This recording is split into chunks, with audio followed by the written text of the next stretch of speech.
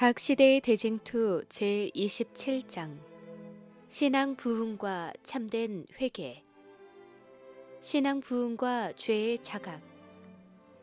하나님의 말씀이 충실히 전해진 곳은 어디에서나 그 말씀이 하나님께로부터 온 것임을 증명하는 결과들이 뒤따랐다. 하나님의 영이 그분의 종들이 전하는 기별과 함께하였으므로 그 말씀에 권능이 있었다. 죄인들은 그들의 양심이 각성됨을 깨달았다. 세상에 와서 각 사람에게 비추는 참 빛이 그들의 마음의 비밀을 비추고 어두운 데 감추인 것들을 드러내었다. 그들의 정신과 마음에 깊은 확신이 생겼다. 그들은 죄와 의와 장차올 심판을 깨달았다. 그들은 여호와의 의를 깨달음과 동시에 그들의 죄와 부정 가운데서 마음을 살피시는 하나님 앞에 서는 일에 두려움을 느꼈다. 그들은 범민 중에 이 사망의 몸에서 누가 나를 건져내려고 부르짖었다. 사람들의 죄를 위하여 무한한 희생을 지불한 갈바리의 십자가가 분명히 나타나자 그들은 그리스도의 공로만이 그들의 죄를 충분히 속할 수 있고 또한 하나님과 사람을 화목하게 할 수 있음을 깨달았다. 그들은 믿음과 겸손으로 세상 죄를 지고 가는 하나님의 어린 양을 받아들였다. 그리스도의 피로 말미암아 그들은 전에 지은 죄를 간구하심을 받았다. 그 사람들은 회개에 합당한 열매를 맺었다. 그들은 믿고 침례를 받았으며 그리스도 안에서 새로운 피조물이 되어 새 생애를 하기 위하여 일어났다. 그들은 전에 행하던 그들의 정욕을 따라 자기 자신들을 꼴짓지 않고 하나님의 아들을 믿는 믿음으로 말미암아 주님의 발자취를 따르고 주님의 품성을 반사하며 그분의 깨끗하심과 같이 그들 자신을 깨끗하게 하였다. 그리하여 전에 미워하던 것을 이제는 사랑하고 전에 사랑하던 것을 이제는 미워하게 되었다. 교만하고 자기 주장만 하던 사람들의 마음이 온유하고 겸손하게 되었다. 허영적이고 교만한 사람들이 착실하고 조심성 있게 되었다. 불경건한 자가 경건해지고 술주정뱅이가 술을 끊고 방탕하던 자가 순결해졌다. 세상의 허영은 버려졌다. 그리스도인들은 너희 단장은 머리를 꾸미고 금을 차고 아름다운 옷을 입는 외모로 하지 말고 오직 마음에 숨은 사람을 온유하고 안정한 심령에 썩지 아니할 것으로 하라. 이는 하나님 앞에 값진 것이니라 라는 권면을 따르고자 노력했다. 신앙 부흥은 마음을 깊이 살피는 일과 겸비한 정신을 주었다. 그 부흥들은 죄인에 대한 엄숙하고 열렬한 호소로 또한 그리스도의 피로 산 영혼들에 대한 애절한 동정으로 특징 지어졌다. 남녀들은 기도하고 영혼의 구원을 위하여 하나님과 씨름하였다. 그와 같은 신앙 부흥의 결과로 극기와 희생을 두려워하지 않고 도리어 그리스도를 위하여 비난과 시련받는 것을 합당히 여기고 즐거워하는 사람들이 나타났다. 사람들은 예수님의 이름을 부르는 사람들의 생애에 나타난 변화를 바라보았다. 지역사회는 그들의 가마로 유익을 얻었다. 그들은 그리스도와 함께 모이고 성령으로 씨를 뿌리고 영생을 거두었다. 그들은 근심함으로 회개한 자들이라 할 수 있다. 하나님의 뜻대로 하는 근심은 후회할 것이 없는 구원에 이르게 하는 회개를 이루는 것이요 세상 근심은 사망을 이루는 것이니라. 보라, 하나님의 뜻대로 하게 한 이 근심이 너희로 얼마나 간절하게 하며 얼마나 변명하게 하며 얼마나 분하게 하며 얼마나 두렵게 하며 얼마나 사모하게 하며 얼마나 열심 있게 하며 얼마나 벌하게 하였는가. 너희가 저 일에 대하여 일절 너희 자신의 깨끗함을 나타내었느니라. 그릇된 신앙 부흥. 그것은 하나님의 영께서 역사하신 결과이다. 개혁이 따르지 않으면 참된 회개가 아니다. 죄인이 서약한 것을 이행하고 도둑질한 것을 돌려주고 죄를 고백하고 하나님과 동료 인간을 사랑하게 되면 그는 하나님과 화친한 증거를 보인 셈이다. 이전에 있었던 종교적 각성에 뒤따랐던 결과들은 이러하였다. 그들이 맺은 열매로서 그들은 사람을 구원하고 인류를 향상시키는 일에 있어서 하나님의 축복을 받은 사람들로 알려졌다. 그러나 근래에 행하여지는 신앙 부흥은 하나님의 종들의 활동에 수반되었던 하나님의 은혜의 표현과는 아주 현격한 대조를 이루고 있다. 광범위하게 흥미가 고조되고 많은 사람이 회심을 고백하고 교회에 나오는 사람들도 많아진 것이 사실이다. 그러나 참된 영적 생명이 그만큼 향상된 것을 보증할 만한 결과가 나타나지 않는다. 일시적으로 타오르는 불길은 오래지 않아 꺼져버리고 흑암은 오히려 전보다 더욱 심해진다. 인기 있는 신앙 부흥은 너무도 흔히 사람의 상상력에 호소하고 감정을 자극하며 새롭고 놀랄 만한 것에 대한 호기심을 만족시키는 방법으로 이루어진다. 그런 상황에서 회개한 자들은 성경의 진리에 별반 귀를 기울이고자 아니하고 선지자와 사도들의 증언에 별 흥미를 느끼지 아니한다. 종교 집회의 감정을 자극하는 어떤 특성이 없으면 그들은 매력을 느끼지 않는다. 냉철한 이성에 호소하는 기별은 그들에게 아무런 반응을 일으키지 못한다. 그들의 영원한 유익과 직접 관련되는 분명한 하나님의 말씀의 경고에도 그들은 유의하지 않는다. 참으로 회개한 모든 사람에게 있어서 하나님과 영원한 사물에 대한 관계는 인생의 큰 주제가 된다. 그러나 오늘날 인기 있는 교회에 하나님께 헌신하는 정신이 있는가? 회심하였노라고 하는 사람들도 여전히 교만과 세상을 사랑하는 마음을 버리지 않고 있다. 그들은 회개하기 전과 다름없이 자기를 이기고 제 십자가를 지고 온유하고 겸손하신 예수님을 따르려고 하지 않는다. 종교인으로 자처하면서도 그 원칙에 대하여 무지한 자들 때문에 종교는 무신론자들과 회의론자들의 놀림감이 되어버렸다. 경건의 능력은 많은 교회에서 거의 떠나갔다. 야유회, 연극, 자선시, 굉장한 건축, 개인들의 사치 등이 하나님께 대한 생각을 제거해버렸다. 토지와 재산과 세속적 직업이 사람들의 마음을 빼앗아서 영원한 이익에 속한 사물을 거의 주목해 볼 수 없다. 참 교회에 대한 사단의 공격. 믿음과 경건의 보편적인 퇴보에도 불구하고 교회 안에는 그리스도를 진실히 따르는 사람들이 있다. 하나님의 최후의 심판이 세상에 내리기 전에 주님의 백성 중에는 사도시대 이래 일찍이 목격하지 못한 근본적인 경건의 부흥이 일어날 것이다. 하나님의 성령과 권능이 그분의 자녀들 위해 부어질 것이다. 그때가 되면 많은 사람들은 하나님과 그분의 말씀을 사랑하는 대신에 이 세상을 사랑하는 그러한 교회들에서 분리되어 나올 것이다. 목사들과 신자들을 막론한 많은 사람들이 주의 재림을 위하여 백성을 준비시키고자 이 시대에 전파되고 있는 큰 진리를 즐거이 받아들이게 될 것이다. 그러나 사람들의 원수는 이 일을 방해하려고 이 운동이 일어나기 전에 가짜 운동을 꾸며냄으로써 이를 막으려고 노력할 것이다. 그의 기만의 세력 아래 모이는 교회들 가운데는 마치 하나님의 특별한 축복이 내린 것처럼 보이게 할 것이다. 그리하여 신앙적 큰 부흥이 일어난 것처럼 생각하도록 나타낼 것이다. 많은 사람들은 실상은 전혀 다른 영의 역사임에도 불구하고 하나님께서 그들을 위하여 놀라운 정도로 역사하고 계신다고 기뻐할 것이다. 이와 같이 사단은 종교의 가면을 쓰고 자기의 세력을 모든 그리스도 교계에 확장하기에 진력할 것이다. 과거 반세기 동안에 일어난 신앙 부흥의 대부분에는 다소간 그와 같은 영향이 활동해 왔던 바 장래에는 더욱 광범위한 운동들 가운데 나타날 것이다. 진리와 허위가 혼합된 감정적 흥분이 있으며 그것은 오도되기 쉽게 만들었다. 그러나 아무도 속임을 받을 필요는 없다. 하나님의 말씀의 빛으로 보면 그런 운동의 내용을 분별하기가 결코 어렵지 않다. 무릇 사람이 성경의 증거를 등한히 하고 극기하고 세속을 버리도록 요구하는 분명하고 심령을 살피게 하는 진리에서 돌아설 때 하나님의 축복을 받지 못하는 것이 분명하다. 그의 열매로 그들을 알지니라고 그리스도께서 친히 주신 법칙에 의하면 이런 종류의 운동이 하나님의 영으로 말미암은 것이 아님이 분명한 것이다.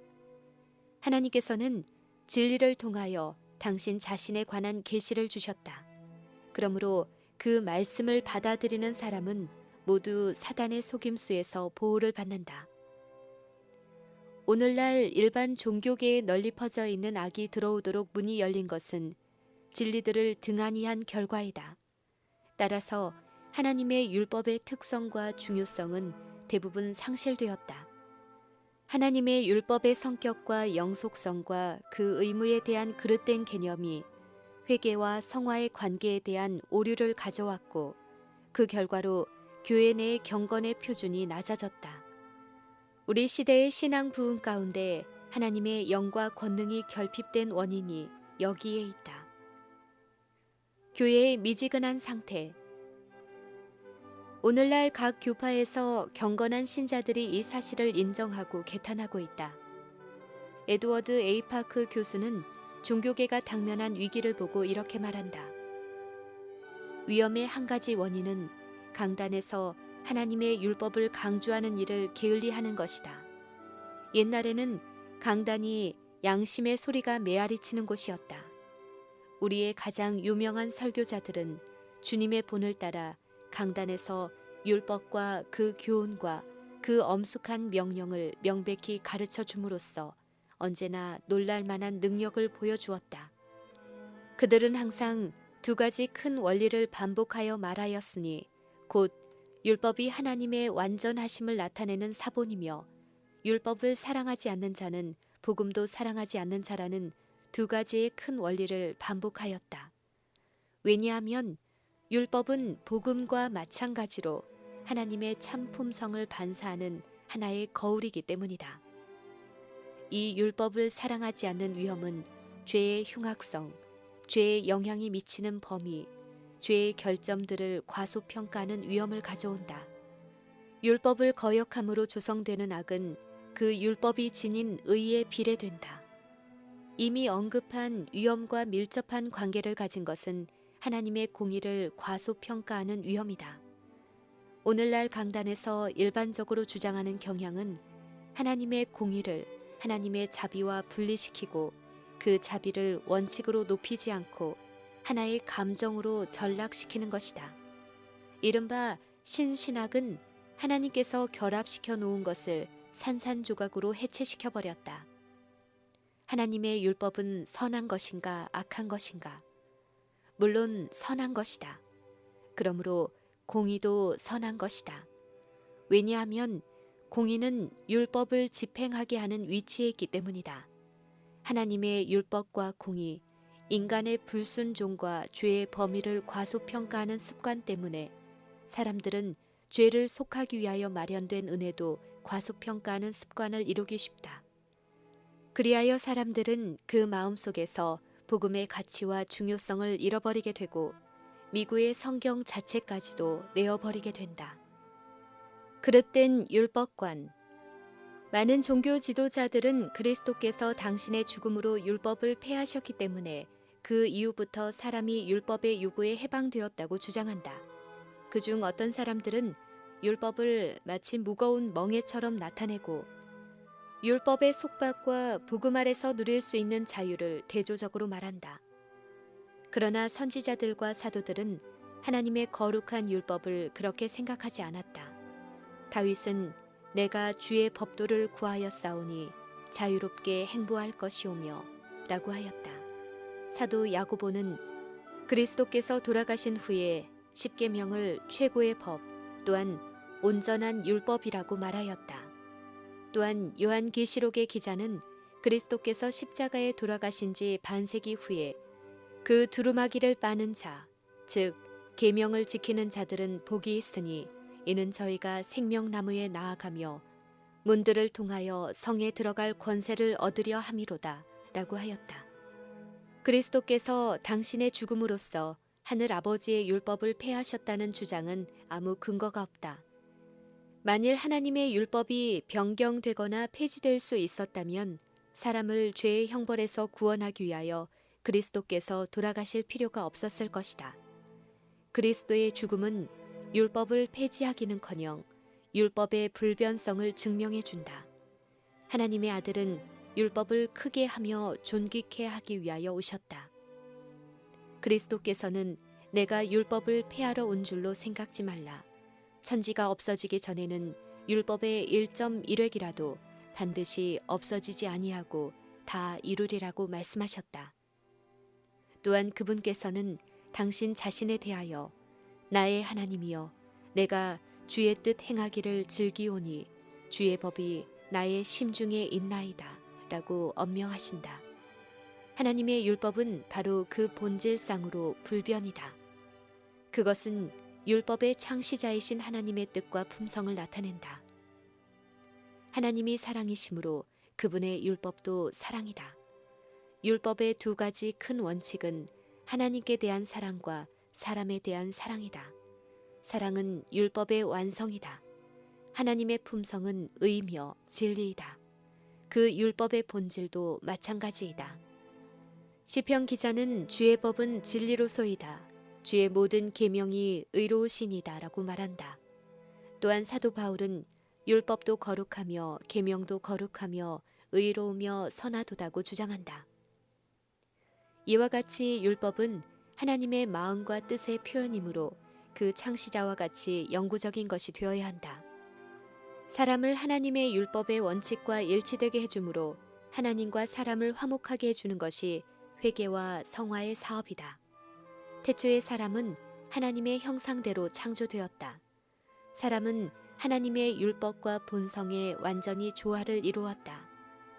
의의 원칙이 그의 마음에 새겨져 있었다. 그러나 죄가 창조주와 사람을 분리시켰다. 그는 더 이상 하나님의 형상을 반사할 수 없게 되었다. 그의 마음은 하나님의 율법의 원칙과 반대되었다. 육신의 생각은 하나님과 원수가 되나니 이는 하나님의 법에 굴복치 아니할 뿐 아니라 할 수도 없음이라. 그러나 하나님이 세상을 이처럼 사랑하사 독생자를 주심으로 사람이 하나님과 화목할 수 있게 되었다. 사람은 그리스도의 공로를 통하여 창조주와의 조화를 회복할 수 있게 되었다. 사람의 마음은 하나님의 은혜로 새로워져야 하고 위로부터 새 생명을 받아야 한다. 이와 같은 변화는 새로 나는 것인데 예수님께서는 이 일이 없이는 하나님 나라를 볼 수 없다고 말씀하신다. 율법과 신앙과의 관계. 하나님과 화목하는 첫째 계단은 죄를 깨닫는 것이다. 죄는 불법이라. 율법으로는 죄를 깨달음이니라. 죄인이 죄를 깨달으려면 먼저 자기의 품성을 하나님의 위대한 의의 표준에 비추어서 살펴보아야 한다. 그것은 의로운 품성의 완전함을 보여주는 거울로서 죄인에게 그의 결함을 분별하게 해준다. 율법이 사람에게 그의 죄를 나타내 보여주기는 하지만 죄를 치료해 주지는 못한다. 율법은 순종하는 자에게 생명을 약속해 주는 반면에 율법을 범하는 것이 죽음임을 선고한다. 오직 그리스도의 복음만이 죄의 선고와 더러움에서 사람을 해방시킬 수 있다. 사람은 하나님의 율법을 범하였으므로 하나님께 회개하고 그리스도를 그의 속죄 제물로 믿어야 한다. 그렇게 함으로 사람은 전에 지은 죄를 간과하심으로 용서를 받고 신의 성품에 참여하는 자가 된다. 그리하여 그는 하나님의 아들이 되어 양자의 영을 받고 아바 아버지라고 부르짖게 된다. 그는 이제 하나님의 율법을 범하여도 무방한가? 바울은 그런즉 우리가 믿음으로 말미암아 율법을 폐하느뇨 그럴 수 없느니라. 도리어 율법을 굳게 세우느니라. 죄에 대하여 죽은 우리가 어찌 그 가운데 더 살리요 라고 말한다. 요한은 하나님을 사랑하는 것은 이것이니 우리가 그의 계명들을 지키는 것이라. 그의 계명들은 무거운 것이 아니로다 라고 하였다. 새로 남으로써 사람의 마음은 하나님의 율법과 일치됨과 동시에 하나님과 조화를 이루게 된다. 이 위대한 변화가 죄인의 마음속에서 이루어지면 그는 죽음에서 생명으로, 죄에서 성결로, 범죄와 반역에서 순종과 충성으로 옮겨지게 된다. 하나님과 멀어져 있던 옛 생애는 끝나고 믿음과 사랑으로 이루어지는 하나님과의 화목의 생애가 시작된다. 그리하여 육신을 좇지 않고 그 영을 좇아 행하는 우리에게 율법의 요구를 이루어지게 한다.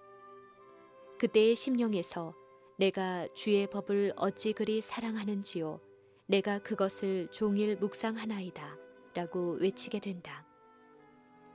여호와의 율법은 완전하여 영혼을 소생케 한다.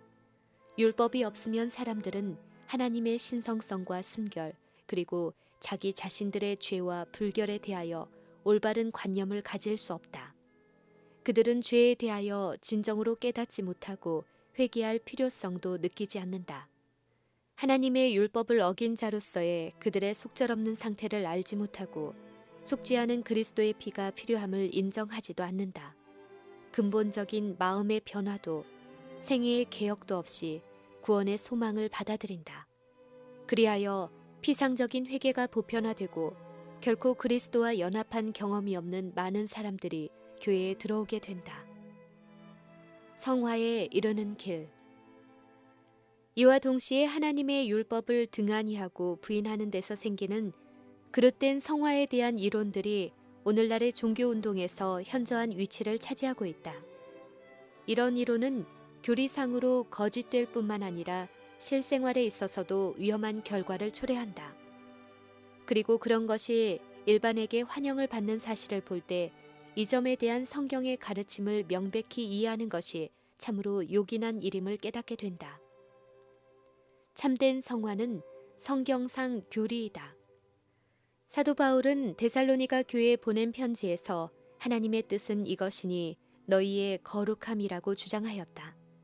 그는 또한 평강의 하나님이 친히 너희로 온전히 거룩하게 하시기를 원하노라고 기도하였다.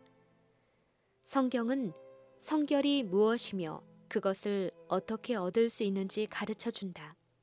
구주께서는 당신의 제자들을 위하여 저희를 진리로 거룩하게 하옵소서, 아버지의 말씀은 진리이니다 라고 기도하셨다.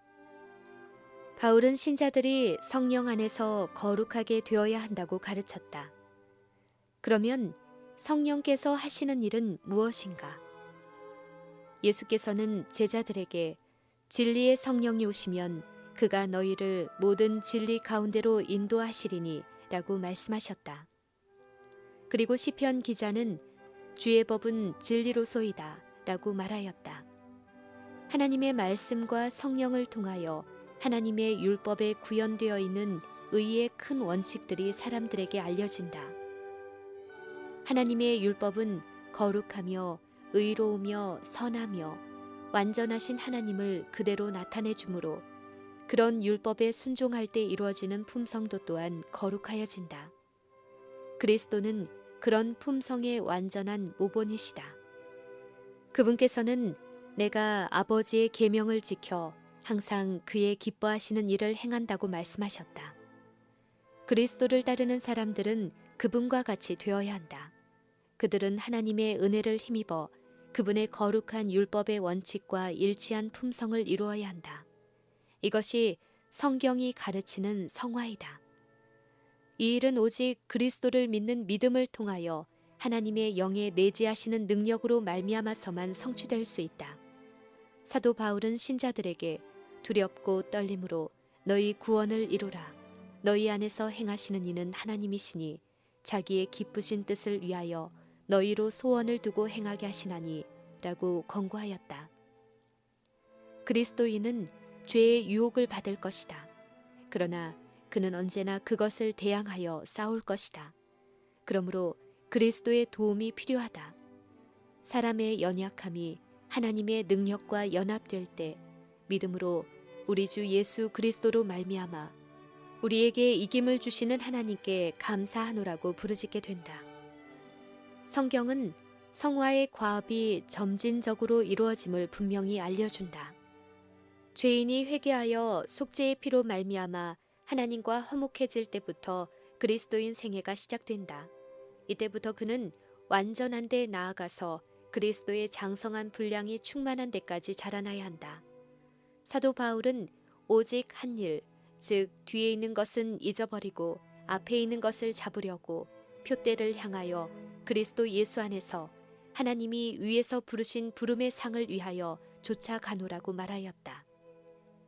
그리고 베드로도 성경이 제시하고 있는 성화를 얻는 계단을 우리에게 분명히 제시하고 있다. 그는 너희가 더욱 힘써 너희 믿음의 덕을, 덕의 지식을, 지식의 절제를, 절제의 인내를, 인내의 경건을, 경건의 형제 우애를, 형제 우애의 사랑을 공급하라. 너희가 이것을 행한즉 언제든지 실족치 아니하리라고 말하였다. 성화의 의미. 성경상 성화를 체험한 사람은 겸손한 정신을 나타낼 것이다. 성결의 두려운 위험을 목격한 사람들은 모세처럼 무한하신 하나님의 순결하심과 완전하심에 비하여 그들 자신의 무가치함을 깨닫게 된다. 선지자 다니엘은 참된 성화의 모본이었다. 그의 긴 일생은 그의 주님을 위하여 바친 고상한 봉사로 가득 차 있었다. 그는 하늘의 은총을 크게 받은 사람이었다. 그러나 이 존경받는 선지자는 자신의 순결과 성결을 주장하는 대신에 자신을 죄 많은 이스라엘의 한 사람으로 간주하고 자기 백성을 위하여 하나님께 탄원하였다.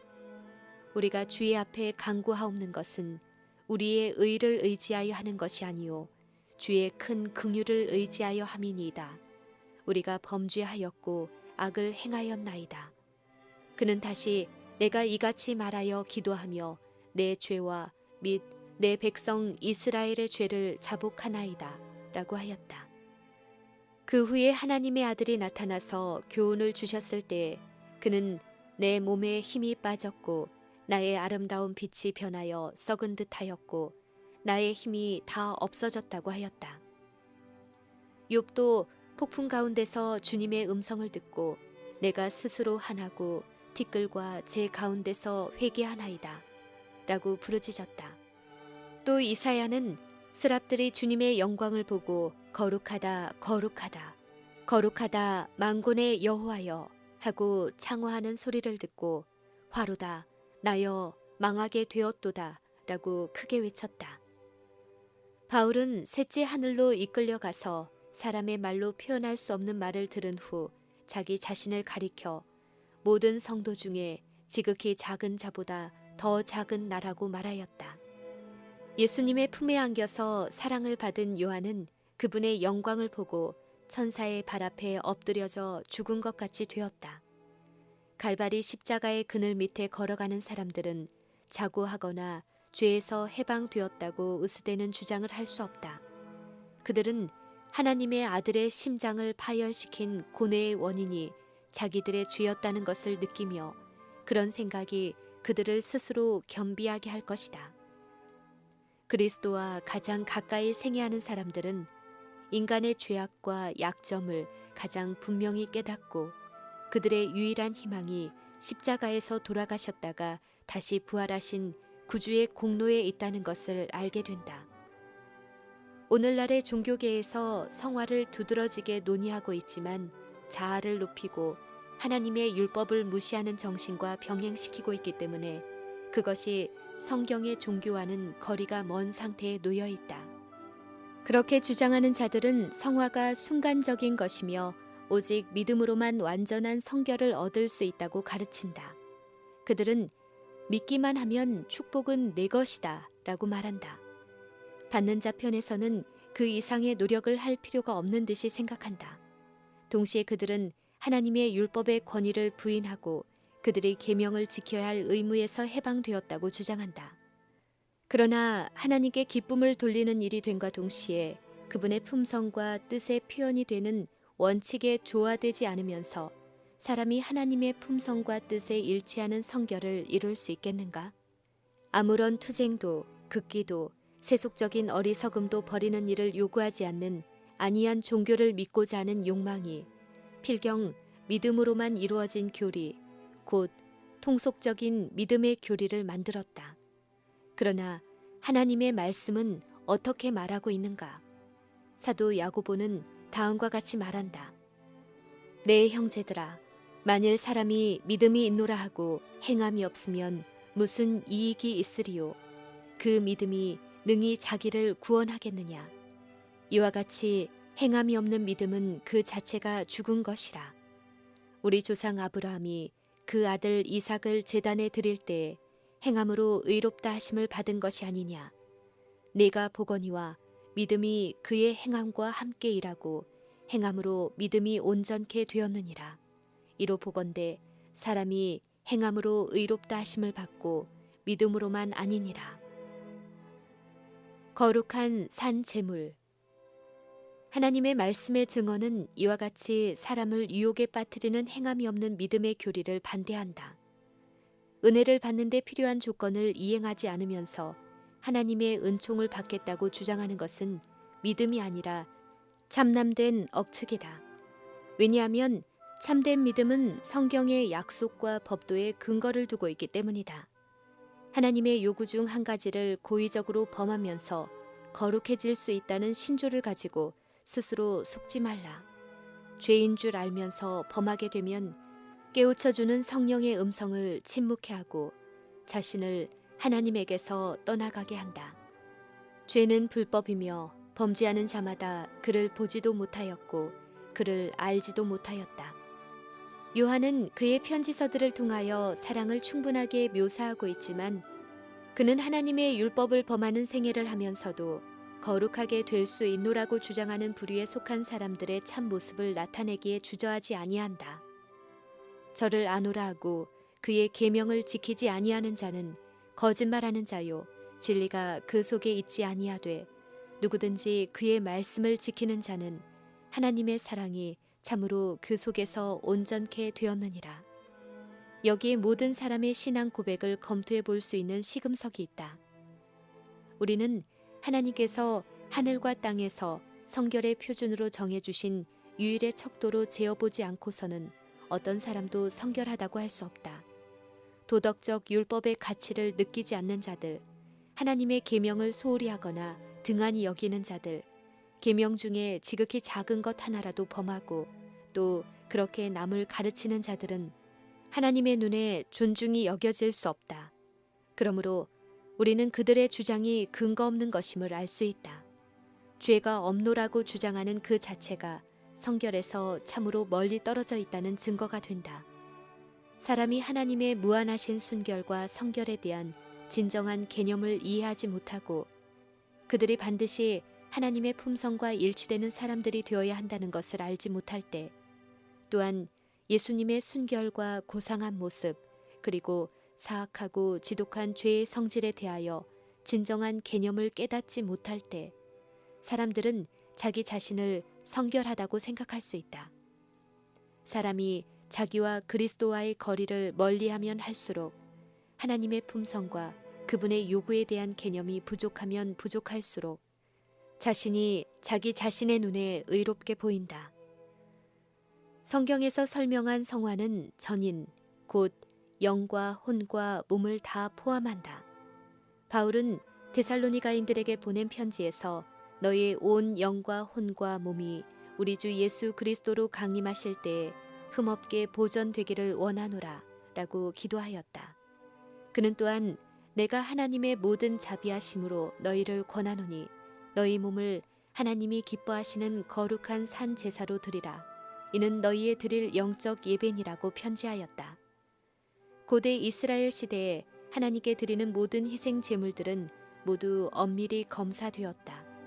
만일 제물로 드려진 짐승에게서 어떤 결점이 발견되면 그것은 거절당하였다. 왜냐하면 제물은 흠없는 것으로 드리라고 하나님께서 명령하셨기 때문이다. 그와 같이 그리스도인들은 너희 몸을 하나님이 기뻐하시는 거룩한 산 제사로 드리라는 명령을 받고 있다.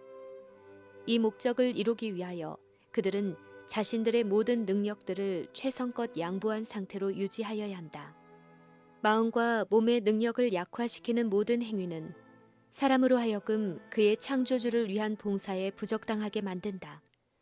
그러면 하나님께서는 사람이 드릴 수 있는 최선의 것이 아닌 것을 드릴 때 기뻐하실까? 그리스도께서는 내 마음을 다하여 주 너희 하나님을 사랑하라고 말씀하셨다. 마음을 다하여 하나님을 사랑하는 사람들은 그들의 생애로서 하나님께 최선의 봉사를 하고자 할 것이다. 그리고 그들은 하나님의 뜻을 행할 능력을 촉진시켜줄 율법과 조화되고자 그들의 모든 역량을 다하여 끊임없이 노력할 것이다. 그들은 정욕이나 식욕에 빠짐으로써 하나님 아버지께 드리는 제물을 약화시키거나 더럽히지 아니할 것이다. 성화와 일상생애. 베드로는 영혼을 거스려 싸우는 육체의 정욕을 제어하라고 말한다. 죄악적인 갈망을 만족시킬 때마다 신체의 기능이 마비되고 영적, 지적 감각력이 죽고 하나님의 말씀 혹은 성령의 감화는 마음에 빈약한 인상을 끼칠 수밖에 없게 된다. 바울은 고린도 사람들에게 우리가 하나님을 두려워하는 가운데 거룩함을 온전히 이루어 육과 영의 온갖 더러운 것에서 자신을 깨끗게 하자고 말했다. 그는 또한 사랑과 희락과 화평과 오래 참음과 자비와 양선과 충성과 온유와 같은 성령의 열매의 절제를 부과시켰다. 영감으로 된 이런 말씀들이 있음에도 불구하고 그리스도인이라고 공언하는 참으로 많은 사람들이 그들의 이익을 추구하고 유행을 따르기에 급급한 나머지 그들의 능력을 약화시키고 있다. 또한 참으로 많은 사람들이 탐심과 음주와 금지된 쾌락을 통하여 그들의 고상한 인간성을 타락시키고 있다. 그리고 교회는 이를 견책하는 대신에 오히려 식욕을 돋구어주고 무욕과 연락을 사랑하는 마음을 일으켜주고 그리스도를 사랑하는 마음만으로 공급할 수 없는 교회의 자금을 보충하기 위하여 너무도 흔히 악을 권장한다. 만일 예수님께서 오늘날의 교회에 오셔서 종교라는 미명 아래 행해지고 있는 연애와 부정한 거래들을 보신다면 그분께서는 일찍이 성전에서 돈 바꾸는 자들을 내쫓으신 것과 같이 하나님을 모독하는 이런 자들을 내쫓지 아니하시겠는가. 사도 야고보는 위로부터 오는 지혜는 첫째 성결하다고 말한다. 만일 그분께서 담배로 더러워진 입술로서 예수님의 귀하신 이름을 부르는 자, 담배의 악취로 그 입김과 전신이 더러워져 있는 자, 하늘의 공기를 더럽히고 그와 접촉하는 모든 사람들에게 그 도끼를 마시게 하는 자들을 만나신다면 곧 복음의 순결성과 전혀 반대되는 행위를 하는 자들과 만나신다면 그들을 세상적이요 정욕적이요 마귀적이라고 견책하지 아니하시겠는가. 담배의 종이 되어 있으면서도 완전한 성화의 축복을 받았노라고 주장하며 하늘의 소망을 가졌노라고 말한다. 그러나 하나님의 말씀은 분명히 무엇이든지 속된 것이나 가증한 일 또는 거짓말하는 자는 결코 그리로 들어오지 못한다고 주장한다. 너희 몸은 너희가 하나님께로부터 받은 바 너희 가운데 계신 성령의 전인 줄을 알지 못하느냐. 너희는 너희의 것이 아니라 값으로 산 것이 되었으니 그런즉 너희 몸으로 하나님께 영광을 돌리라. 몸이 하나님의 성령의 전이 된 사람은 해로운 습관의 종이 되어서는 안 된다. 그의 능력은 피로써 값을 지불하고 그를 사신 그리스도께 속해 있다. 그의 소유물도 주님의 것이다. 그런 사람이 자기에게 맡겨진 자본을 낭비할 때 어찌 죄가 없다고 할 수 있겠는가?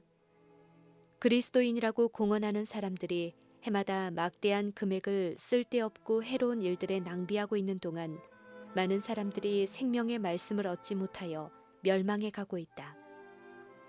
그들은 하나님께 드릴 11조와 헌금을 도둑질하는 한편 가난한 자들을 구제하거나 복음 사업을 유지하는 일보다 더욱 많은 것을 그들을 멸망시키는 정욕의 제단 위에서 불살라 버린다. 만일 그리스도를 따르는 자들이라고 공언하는 모든 사람들이 진정으로 성화되었을 것 같으면 그들의 재물은 쓸데없고 해로운 방종에 낭비되지 아니하고 주님의 복으로 돌아가게 되었을 것이며 그리스도인들은 절제와 극기와 자아 희생의 모본을 보이게 되었을 것이다. 그리하여 그들은 세상의 빛이 되었을 것이다. 그리스도인의 특권.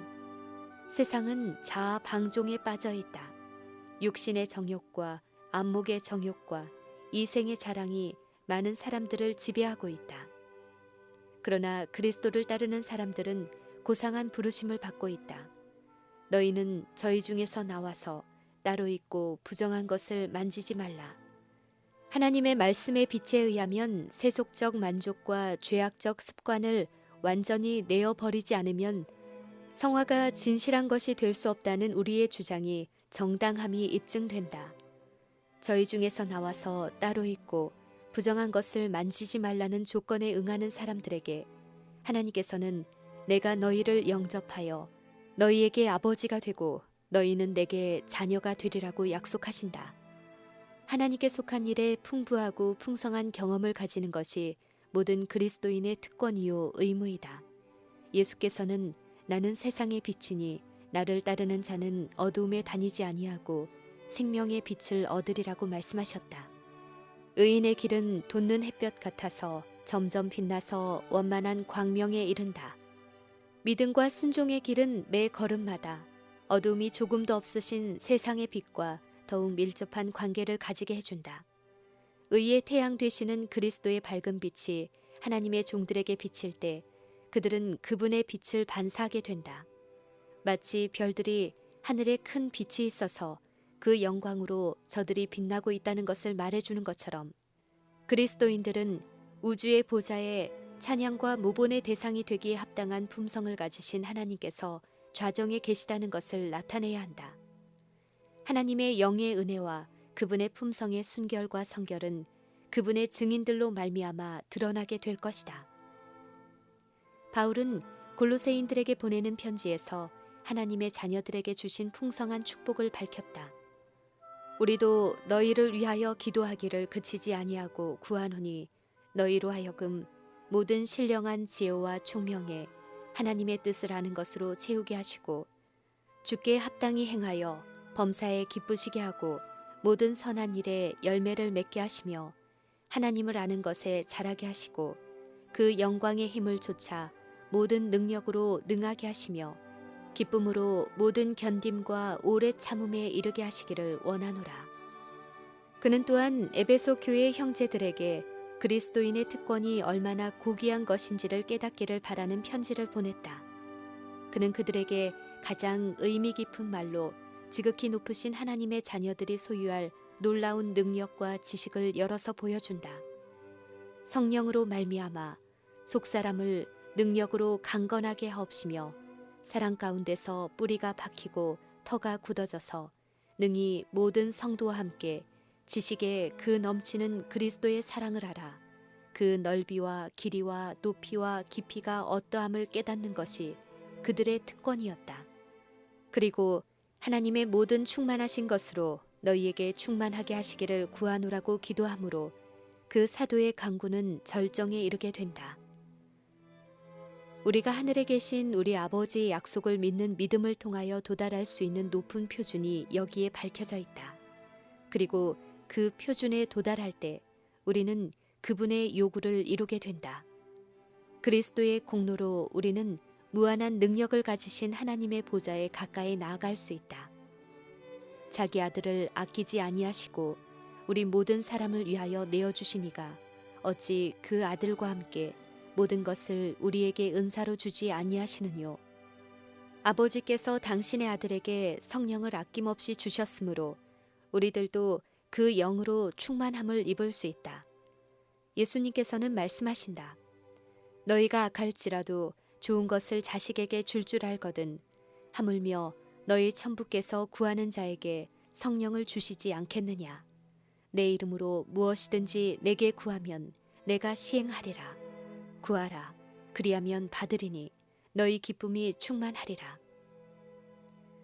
그리스도인 생애는 겸손으로 특징 지어져야 하지만 슬픔과 자아 열시 같은 것으로 특색이 이루어져서는 안 된다. 하나님께서 인정하시고 축복하시는 생애를 누리는 것이 각 사람의 특권이다. 우리가 언제나 죄의식과 흑암 아래 지내는 것이 하늘 아버지의 뜻이 아니다. 머리는 숙이고 심중은 자아에 대한 생각으로 충만해 있으면 참된 겸손의 증거가 아니다. 우리는 예수님께로 나아가 깨끗하게 되고 율법 앞에 부끄러움과 가책 없이 설 수 있어야 한다. 그러므로 이제 그리스도 예수 안에 있는 자에게는 결코 정죄함이 없느니라. 하나님에 의한 승리의 생애. 타락한 아담의 자손들이 예수님을 통하여 하나님의 아들들이 된다. 거룩하게 하시는 자와 거룩하게 함을 입은 자들이 다 하나에서 난지라. 그러므로 형제라 부르시기를 부끄러워 아니하신다. 그리스도인 생애는 하나님을 믿는 믿음과 승리와 기쁨의 생애가 되어야 한다. 대저 하나님께로서 난 자마다 세상을 이기느니라. 세상을 이긴 이김은 믿음이니라. 하나님의 종 느헤미야가 여호와를 기뻐하는 것이 너희의 힘이니라고 한 말은 진실한 말이다. 바울은 말한다. 주 안에서 항상 기뻐하라. 내가 다시 말하노니 기뻐하라. 항상 기뻐하라. 쉬지 말고 기도하라. 범사에 감사하라. 이는 그리스도 예수 안에서 너희를 향하신 하나님의 뜻이니라.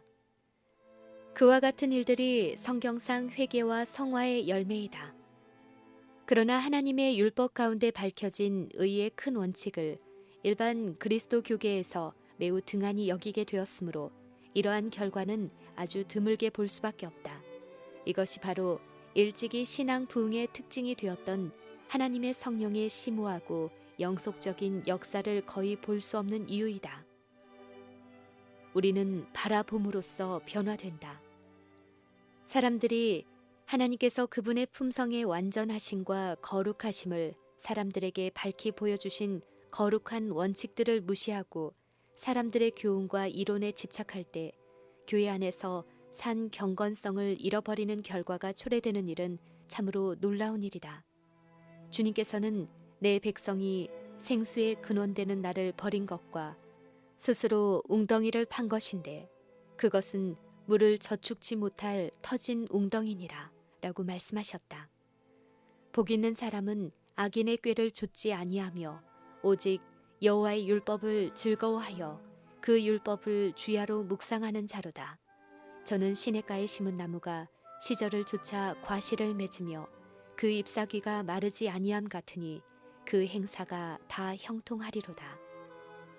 하나님의 율법이 다시 그 정당한 위치를 회복할 때에만 하나님의 백성이라고 공언하는 사람들 사이에서 초대교회가 가졌던 믿음과 경건의 부흥이 일어날 수 있다.